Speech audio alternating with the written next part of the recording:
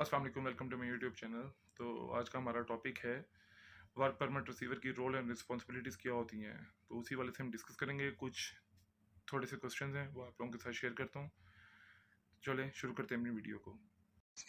तो सबसे पहला सवाल आपसे पूछा जा सकता है कि what are the duties and responsibilities of WPR work permit receiver. इसका आंसर आप ऐसे करेंगे कि वर्क परमिट रिसीवर और इशूअर के साथ मिलकर साइट विजिट करेंगे, साइट की इंस्पेक्शन करेंगे, कम्युनिकेट करेंगे एक दूसरे के साथ कि जॉब में क्या क्या हैजर्ड्स हैं, सारे अरेंजमेंट्स करेंगे, सेफ्टी कंट्रोल मेजर्स को अप्लाई करेंगे, इंश्योर करेंगे ऑल सपोर्टिंग डॉक्यूमेंट्स को, जॉब मॉनिटर करेगा परमिट रिसीवर और अनसेफ एक्ट को रोकेगा, अनसेफ कंडीशन को इंश्योर करेगा।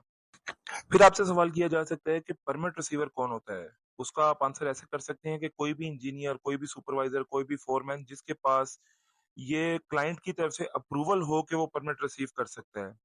उसके बाद नेक्स्ट क्वेश्चन किया जाएगा कि परमिट इशू कौन करता है।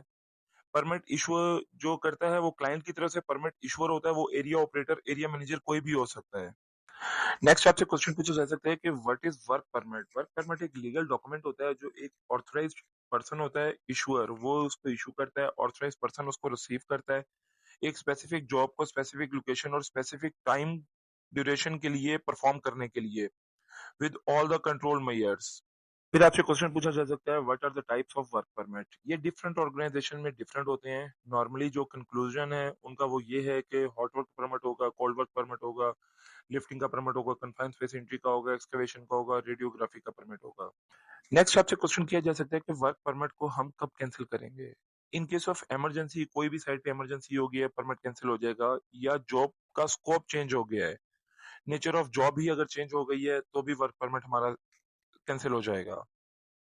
नेक्स्ट आपसे क्वेश्चन किया जा सकता है कि परमिट के साथ सपोर्टिंग डॉक्यूमेंट कौन कौन से लगते हैं। तो उसमें डिफरेंट डॉक्यूमेंट सारे लग रहे होते हैं डिफरेंट एक्टिविटीज के साथ। जैसे जेएसए लगेगा, अगर हमारी लिफ्टिंग चल रही है तो उसके साथ लिफ्टिंग प्लान लगेगा, जेएसए लगेगा, क्रेन चेकलिस्ट लगेगी। कन्फाइंड स्पेस अगर काम चल रहा है, जेएसए होगा, वेंटिलेशन प्लान होगा, रेस्क्यू प्लान होगा, ब्लाइंड लिस्ट होगी, आइसोलेशन लिस्ट होगी। ये सारे डॉक्यूमेंट होते हैं जो सपोर्टिंग डॉक्यूमेंट होते हैं, परमिट के साथ इनको लगाया जाता है।